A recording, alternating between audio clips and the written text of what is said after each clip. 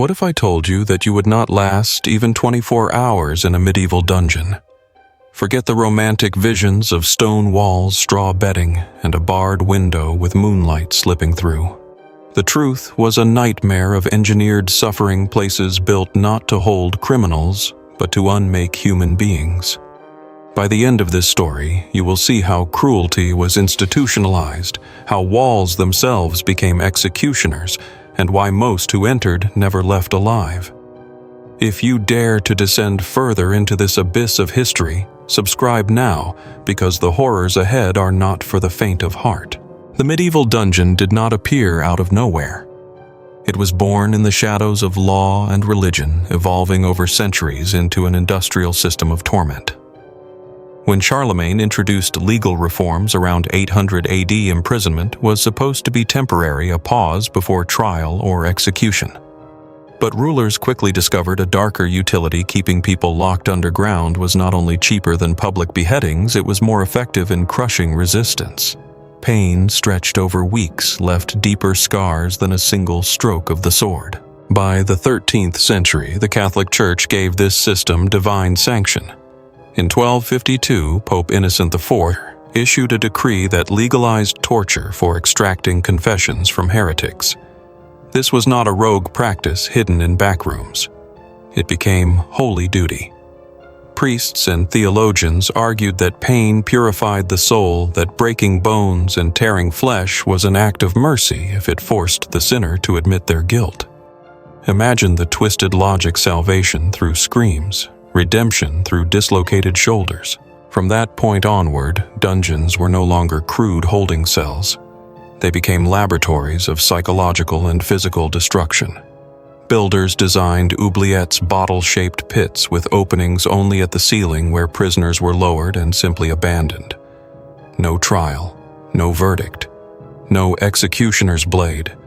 Just darkness, hunger, and the slow realization that the world above had already forgotten you existed. Some died within days, others lingered for weeks, their fingernails clawing against stone walls, slick with damp. Architecture itself became a weapon. Chambers lacked windows or ventilation, built 20 to 40 feet underground, so no screams could ever reach the surface. Some walls were curved inward, amplifying claustrophobia, until even the strongest minds unraveled. Certain rooms were designed with acoustics that magnified every drip of water into maddening thunder. A single droplet falling every 10 seconds became torture as effective as the rack. In these spaces, silence was never silence. It was anticipation of the next unbearable sound. By the high Middle Ages, cruelty was a craft. Master builders traveled from castle to castle, hired not to fortify walls against enemies, but to perfect chambers against the human spirit. They shared secrets like modern engineers: false floors that collapsed into pits of spikes, iron doors that echoed like thunder trap mechanisms that created constant dread. Professional expertise in suffering was as respected in its own circle as masonry or swordsmithing. It was not chaos. It was industry. And who could find themselves inside these nightmare machines? Almost anyone. Crimes were defined with breathtaking vagueness. Heresy, witchcraft, blasphemy, charges impossible to refute because denying them was proof enough of guilt. Women walking alone at night could be accused of threatening social order. Lawyers who argued too skillfully could be charged with undermining authority. Poverty itself was criminalized. To be homeless, to beg for bread, to fail to find work, these were offenses that could end with iron chains and stone walls. Property mattered more than people. Steal a loaf of bread worth more than 12 pence and you might hang. Kill someone in a duel, however, and you might pay only a fine. Women faced the scold's bridle, a metal cage locked around the head to silence loose tongues. Prostitutes were branded with hot irons while their clients walked free. Children as young as 7 were tried as adults, thrown into the same pits as hardened criminals. In a dungeon, innocence was irrelevant. Survival was the only currency. Inside, hierarchies emerged. High-value prisoners, nobles' knights, political rivals might receive straw-changed monthly bread and water daily because their ransom value kept them alive. But common criminals and debtors, 20 bodies stuffed into spaces for 5 surviving on moldy crusts and fouled water. Disease thrived dysentery, typhus plague. Rats and lice became companions, gnawing at flesh as fever burned from within. Death was not a risk, it was an expectation. The only question was how long the suffering would last. Yet the most terrifying part was not the diseases, the chains, or even the torture devices. It was how quickly ordinary people adapted to cruelty. Guards sold clean straw or a cup of water for bribes. Prisoners stole food from the dying, beat weaker inmates, or even informed on each other to gain a few more hours of life. The dungeon system corrupted everyone it touched, turning victims into perpetrators, reducing humans to scavengers. Survival was never clean. It was bought with betrayal. Torture in medieval Europe was not random sadism. It was a technology of pain, refined with chilling precision. For heresy, the favored device was the strappato, a victim's arms bound behind the back, a rope tied to the wrists, and a pulley hoisting the body upward. Shoulders dislocated with an audible crack, then the body dropped suddenly before being yanked again. Weights tied to the feet stretched joints to tearing point. The miracle of this device in the eyes of torturers was that it produced endless agony without killing too quickly. For crushing confessions out of the accused, there was the Spanish boot, a leg pressed inside an iron casing with screws tightened inch by inch. Bones splintered audibly, flesh mashed into pulp, yet the victim remained alive sometimes for hours, sometimes for days, forced to speak between sobs. Witnesses often broke faster than the victim because the sound of cracking bones haunted them long after. The message was clear: resist, and this would be your fate. Political crimes demanded spectacle. Drawing and quartering was a performance of state power. The condemned dragged through the streets to symbolize their fall hanged, until nearly dead to show the law's judgment, disemboweled, to reveal corruption, then decapitated and hacked into 4 parts to erase identity itself. Each stage was theater calculated to terrorize crowds and etch loyalty into memory. The body of the traitor was not just destroyed, it was converted into propaganda. For some, the punishment was flaying the removal of skin while still alive.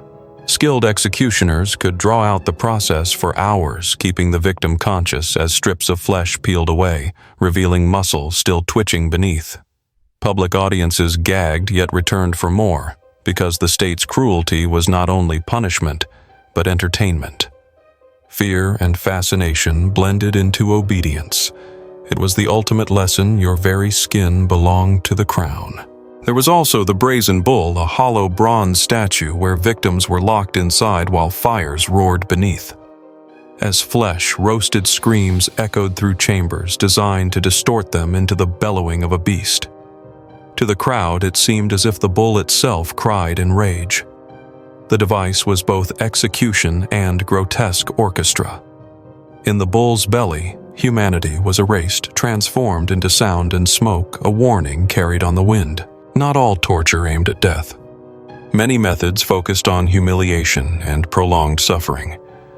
The pillory locked victims in wooden frames in market squares, their heads and hands protruding for passers-by to spit upon, pelt with rotten food, or beat with sticks.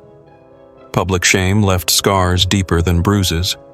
The ducking stool targeted women accused of gossip or witchcraft, strapped to a chair attached to a lever, plunged into water again and again, until lungs burned, hauled up coughing only to be submerged once more. Death by drowning was not the point. The point was submission. The subtler methods were even more terrifying. Water torture used cloth over the face with water poured slowly, simulating drowning without leaving visible wounds. Sleep deprivation kept victims awake for days under constant noise, bright lights or physical prodding until hallucinations fractured the mind. Some were locked in chambers alternately heated to unbearable temperatures, then chilled to freezing. The body never adapted. The victim lived in permanent shock. These techniques revealed a dark truth. Cruelty did not need to be visible to be devastating. But torture devices were only half the story. Disease was the true executioner. Overcrowded cells, human waste pooling in corners, foul water shared by dozens. Plague struck with ferocity, spreading by fleas and rats that thrived in the filth. Symptoms appeared within days: swollen glands, fevers, vomiting blackened skin. Mortality in dungeon populations soared to 90%. Typhus spread by lice caused rashes, delirium, and death in weeks. Dysentery thinned prisoners by the dozens, dehydration killing faster than chains. Tuberculosis lurked in the air, passed by coughs in unventilated chambers. The disease wasted prisoners over months, spreading to cellmates before claiming its host. Malnutrition compounded it all. Bread so stale it crumbled like dust broth, thin as dishwater water, alive with parasites. Scurvy rotted gums, teeth fell out, old wounds reopened. Flesh turned to living decay. Infection from even the smallest cut spiraled into gangrene, filling the dungeon with the stench of rotting bodies. Death was not only common, it was omnipresent. Disposal of the dead was an afterthought. Corpses dragged out weekly if guards remembered, tossed into mass graves or left for pigs. No rites, no names, no prayers. For those still breathing, watching a cellmate's body stiffen beside them was psychological torture of its own. Anticipatory grief hollowed survivors who knew their turn was inevitable. Some courted infection, deliberately preferring a quicker death. Others withdrew into catatonia, silent shells in the dark. The dungeon did not only kill, it unmade identities, erasing people so completely that history often forgot they had lived. What made this machinery of despair even more horrifying was how deliberate it all was. Overcrowding was not an accident of poor planning. It was policy. Keeping too many bodies in too little space guaranteed that disease would finish what torture began. Contaminated water was not neglect, it was cost-saving. Deaths were acceptable losses, written off like broken tools. In the ledgers of wardens and treasurers, lives reduced to numbers, agony translated into efficient administration. Every notorious dungeon had its specialization, a signature of cruelty. The Tower of London became infamous as a theater of political imprisonment, where the condemned were held not just to await death, but to suffer humiliation in the very rooms once reserved for triumph. Anne Boleyn slept in the same chambers where she had prepared for coronation 3 years earlier. The irony was intentional, designed to break her spirit before the French swordsman delivered the final blow. Thomas More, author of Utopia and once Chancellor of England, learned the psychological dimension of the tower. He was denied books, writing materials, even contact with his family. His body was untouched, but his identity as scholar and statesman was stripped piece by piece. Deprivation was the weapon. It was not the rack that destroyed him, but silence, isolation, and time. When he finally refused to acknowledge Henry VIII's supremacy, the executioner needed only to end what the prison had already undone. Across the Channel, the Bastille in Paris epitomized royal tyranny. Its power lay not in physical torment, but in erasure. By royal decree, anyone could vanish behind its walls without trial, without explanation, without end. Families were left to wonder if their loved ones still breathed, or if bones already lay in unmarked soil.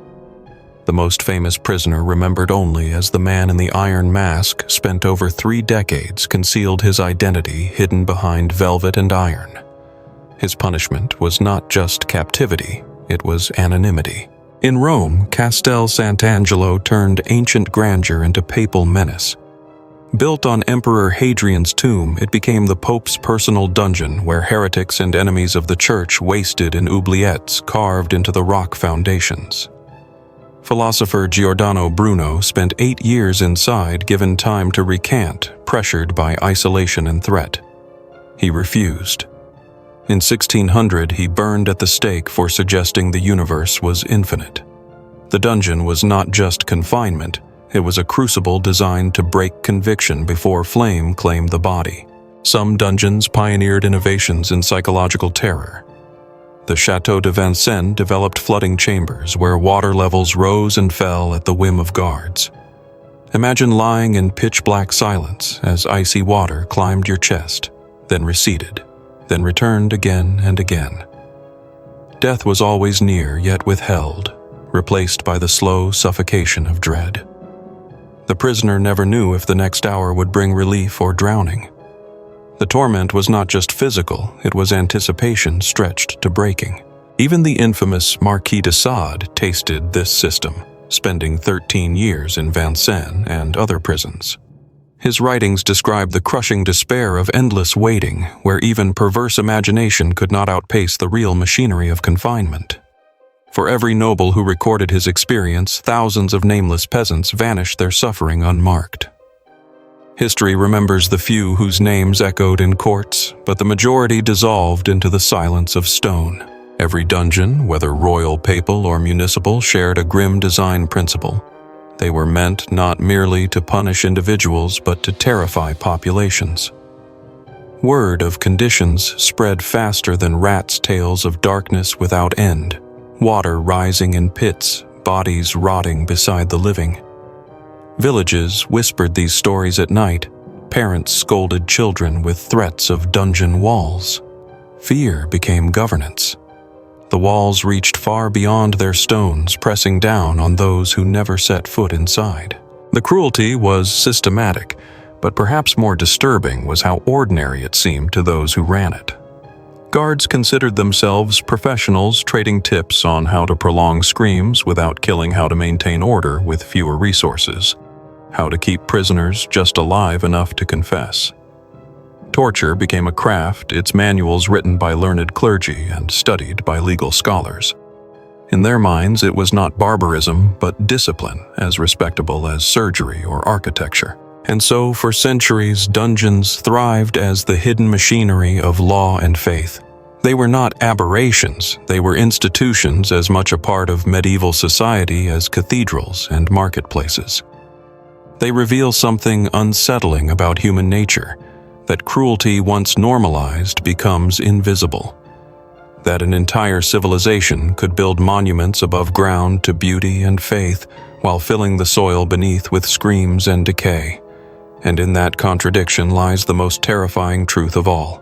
But the story of medieval dungeons is not just about the victims. It is about the societies that allowed them to exist. Towns flourished above ground while horror reigned below. Merchants traded spices, scholars debated philosophy, and families prayed in cathedrals, all while prisoners rotted unseen beneath their feet. The silence of the majority gave the system its strength. Fear kept mouths closed, but convenience kept consciences quiet. Consider the economics guards profited from misery. A handful of clean straw, a bucket of drinkable water, a scrap of fresh bread all became commodities. Families bankrupted themselves, bribing wardens to keep loved ones alive a few weeks longer. Suffering became currency. In this underground marketplace, cruelty was not just permitted, it was profitable. The dungeon was not only a prison, it was a business model. Hierarchy within the cells mirrored the cruelty outside. Stronger inmates robbed the weak, hoarded food, and demanded obedience. Newcomers were stripped of possessions, dignity, even clothing within minutes of arrival. Women were especially vulnerable, facing abuse from guards and prisoners alike. Survival meant submission, bargaining with scraps of food, or trading one horror to avoid another. The line between victim and villain blurred until both wore the same scars. Children thrown into this pit from as young as 7 suffered the most. Too weak to defend themselves, they became servants or prey for adults. Mortality approached 95% in the first month. Those who lived longer were often broken beyond repair, molded into tools of others' survival. Childhood ended at the dungeon door.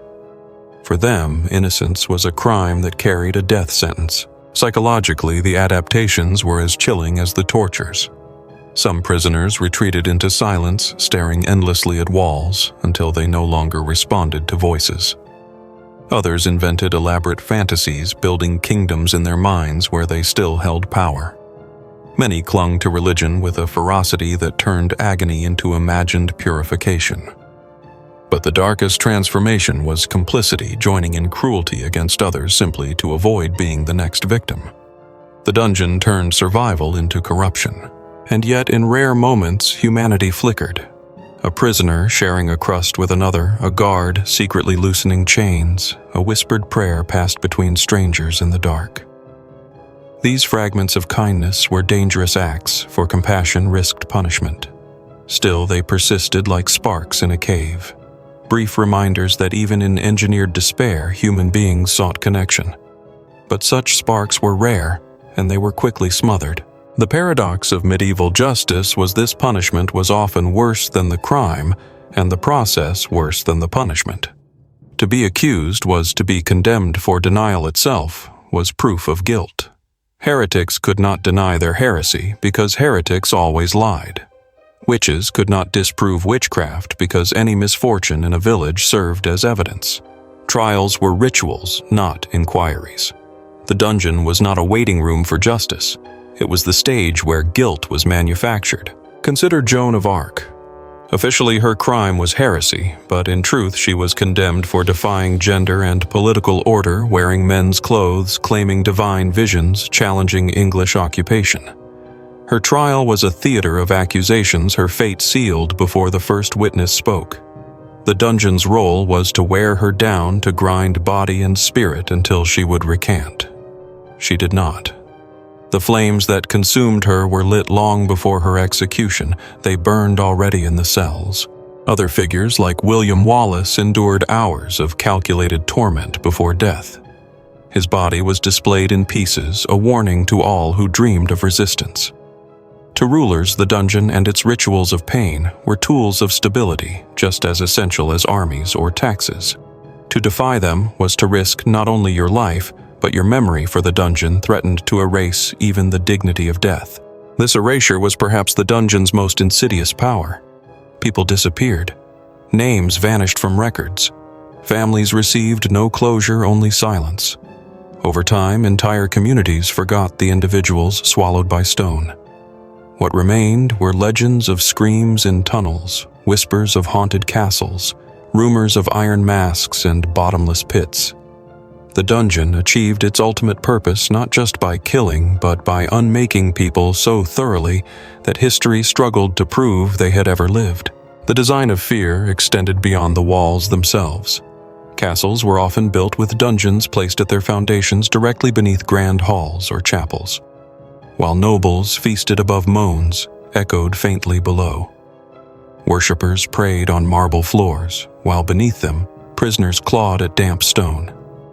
The architecture was symbolic authority, above suffering, below both parts of the same structure. It reminded rulers that power required visible grandeur and invisible cruelty.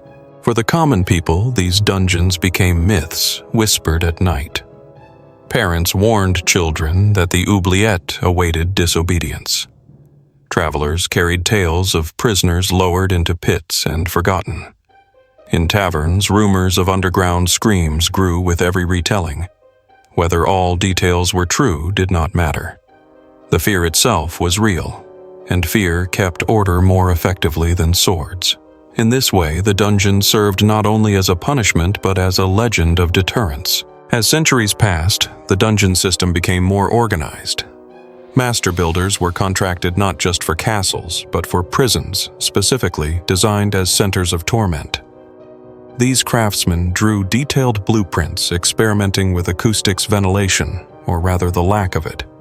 They invented false floors, collapsing staircases, hidden passageways that doubled as traps.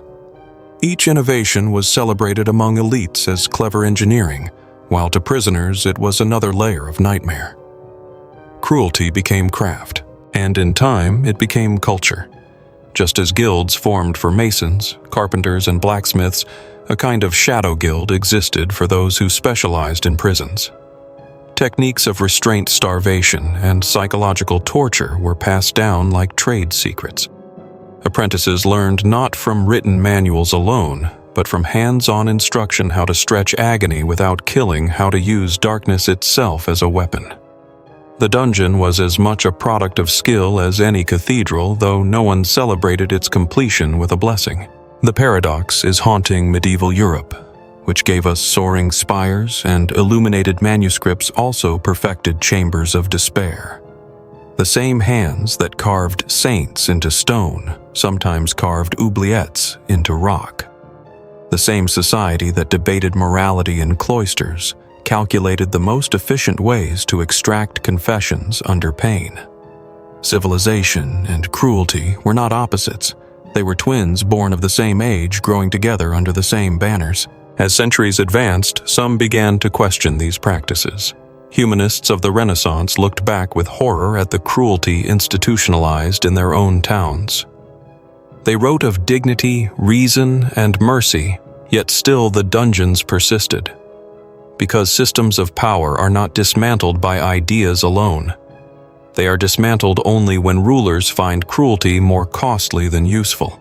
And for much of the medieval world, cruelty remained efficient, profitable, and unchallenged. Even when criticism rose, the legacy of the dungeon proved stubborn. In the early modern era, prisons changed shape, but not essence. Windows were added walls, higher guards more visible, but the philosophy of control remained. Instead of oubliettes, there were solitary cells. Instead of rats and typhus, there was isolation and silence. The forms evolved, but the logic-breaking spirit to enforce obedience endured. The medieval dungeon lived on wearing modern clothes. For those who suffered inside, there was rarely a voice left to tell the tale. Records survive only because officials kept ledgers of rations, punishments, and deaths. The prisoners themselves left scratches on stone faint carvings of crosses, prayers or names, echoes of identity trying to resist oblivion. Archaeologists today uncover these markings and realize that behind every tally line was a human who fought against vanishing. These scratches are testimonies fragile as dust, but louder than silence. Legends persist in ruined castles. Tourists speak of cold spots, strange whispers, apparitions in tunnels. Skeptics dismiss them as imagination, yet perhaps they are something else, echoes of memory etched so deep into stone that they refuse to fade. After all, the dungeon was not merely a place. It was an emotion, made architecture despair, poured into mortar fear, baked into walls. Can such things ever truly die? Or do they linger like shadows too heavy to disperse? The truth is, you would not survive a single day in a medieval dungeon. Not because of torture alone, not because of rats or chains, but because every detail of those chambers was calibrated to annihilate the human will. 24 hours would stretch into eternity as darkness pressed against your mind, as hunger gnawed, as water dripped like a clock, marking the end of self. To enter was to surrender not only life, but identity. The dungeon's greatest triumph was convincing the world above that those who vanished inside no longer mattered. And yet, as terrifying as they were, dungeons reveal more about society than about crime. They show what rulers feared most, not murderers or thieves, but ideas, disobedience, independence. Heresy, blasphemy, political dissent, poverty. These were the true threats to order. The dungeon was built less for criminals and more for those who challenged the hierarchy. That is why they were designed to erase not only bodies but also voices to ensure no dangerous thoughts survived the darkness. Inside, the line between faith and cruelty blurred. Clergy prayed as they tightened ropes, convinced that agony brought salvation. Judges quoted scripture while signing orders for starvation. Torture manuals written by scholars outlined how to maximize suffering without accidental death, all in the name of justice and God. It was not barbarism in their eyes, it was righteousness, a system defended by the most educated men of their time. That may be the most chilling fact of all. The diseases that ravaged dungeons did not remain contained. Jail fever or typhus spread from prisoners to guards, then to courts and cities. Trials sometimes ended with half the audience struck by plague weeks later. In this sense, cruelty punished not only the accused, but also those who administered it. The dungeon was a slow weapon that corroded society from within, invisible yet unstoppable, carried by lice and rats that knew no law. And still authorities did not close the cells. Death was cheaper than care, and fear more useful than compassion. To release a prisoner was to admit failure. To bury one was administrative routine. The machine of cruelty was self-perpetuating. The more people feared it, the more they obeyed, the more rulers used it. No sword could enforce such obedience. No sermon inspire such silence. Only the dungeon with its invisible terror could hold society in check. Even today, the ruins of these places carry their weight. Step into the cold stones of the Tower of London or the underground chambers of Castel Sant'Angelo, and you feel a heaviness in the air as if the stones themselves remember. History books may sanitize reducing lives to numbers, but the walls still whisper. Tour guides speak of ghosts, but perhaps what lingers is something more mundane and more haunting: memory carved into matter. Think of the scratch marks on the walls made by fingernails worn to nothing. Think of the prayers carved into stone by men who knew they would never see the sun again. Think of the children whose cries blended into silence. These remnants are fragments of testimony, voices refusing to die. They are reminders that the dungeon was not only a machine of pain, it was also a graveyard of forgotten stories. The lesson is uncomfortable. Cruelty is not a medieval relic. It thrives whenever systems make suffering efficient, whenever institutions disguise torment as necessity. The dungeon teaches that evil does not arrive in monstrous form, but in ledgers, blueprints, and procedures. It hides in architecture, in silence, in routine. It is less about spikes and chains, more about the choices societies make when fear becomes more valuable than mercy. Would you survive a medieval dungeon? Perhaps for a few hours, clinging to hope, counting heartbeats in the dark. But soon, hunger would gnaw, disease would spread, despair would coil around your mind. Even the strongest broke not from the rack, but from waiting. Not from chains, but from silence. The dungeon did not need 24 hours to win, it often needed only one night. By dawn, most prisoners were already shadows of themselves. Imagine yourself lowered into an oubliette, the rope creaking as you descend. Above, the circle of light shrinks. The air is damp, the smell of mold and waste thick. Hours stretch, your throat dries. Whispers of rats scurry near your feet. You shout, but no one hears. Time dissolves. Minutes feel like days, days like eternity. You are forgotten. This is how the dungeon conquered, not with spectacle, but with neglect so profound it erased your existence. And when you finally break, whether in mind or body, your death is not an ending, but a continuation of the system. Your body feeds the statistics, your silence feeds the legend, your absence feeds the fear of those outside. The dungeon needed you to suffer not just for yourself, but as an example, a rumor, a warning. In this way, even your last breath was stolen, repurposed as fuel for a machinery of control that outlived you by centuries. Centuries later, historians struggle to reconcile how the same Europe that produced cathedrals and symphonies also perfected dungeons of despair. The contradiction is not an accident, it is a mirror of human nature. We are capable of beauty and cruelty, often at the same time, sometimes by the same hands. The dungeon is the shadow of the cathedral, the echo of faith twisted into fear. To study it is to admit that progress and brutality once walked side by side.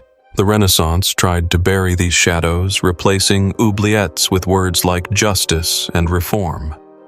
Yet the essence lingered. Solitary confinement replaced pits. Silence replaced chains. Paperwork replaced rope. What changed was not the purpose, but the presentation. Cruelty became less visible, hidden behind cleaner walls. The dungeon evolved rather than disappeared, surviving in spirit whenever institutions valued obedience over compassion. In the Enlightenment, philosophers debated the morality of punishment. Some condemned torture outright, others argued for prisons that corrected rather than destroyed. Yet even they underestimated how systems corrupt. The lesson of the dungeon was not only about cruelty but complicity, that entire societies can normalize horror if it is framed as necessity. The Enlightenment sought to shine light, but shadows lingered where people preferred not to look. Today, ruins of dungeons stand as tourist attractions, their horrors softened by time. Visitors walk through stone corridors, shiver at the chill, and leave with photographs. Few pause to imagine the screams that once reverberated, the diseases that crawled through every breath, the children who died nameless in the dark. To many, they are curiosities. To the stones, they are graves. The difference is perspective, and perspective decides whether history repeats. The real terror of medieval dungeons is not in their past, but in their lesson for the present.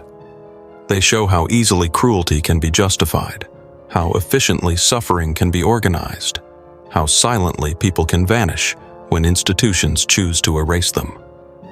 When fear is weaponized and silence is rewarded, the dungeon is never far away. It may not look the same, but its logic lives wherever humanity values control more than compassion. To remember these chambers is not to revel in horror, but to guard against repetition. Every oubliette whispers a warning that forgetting is as dangerous as cruelty itself. Every carved prayer on stone begs the living to see, to hear, to resist. Memory is the only torch strong enough to light corridors this dark. Without it, the past is not past, it is blueprint. Imagine again 24 hours in a medieval dungeon. The first hour shock, the second hunger, the third silence pressing on your chest. By the 12th, fever sets in. By the 20th, you no longer know if you are awake or dreaming. And by the 24th, you have become what the dungeon always intended: forgotten, erased, dissolved into stone. This was not punishment, it was obliteration. Yet even obliteration cannot silence the lesson. The existence of these dungeons proves that cruelty thrives not only in monstrous hearts, but in ordinary systems, ordinary people, ordinary days. The executioner's axe was dramatic, but the dungeon was banal, just walls, straw, water, and time.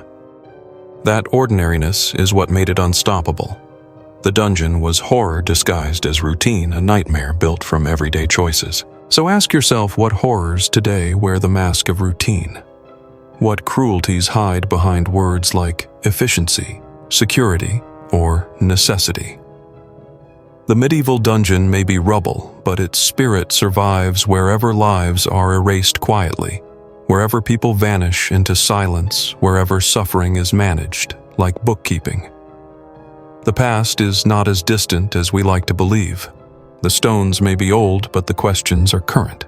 And so we end where we began, with a truth that should unsettle you. You would not survive 24 hours in a medieval dungeon, not because you are weak, but because those chambers were designed to annihilate anyone, body, mind, and soul.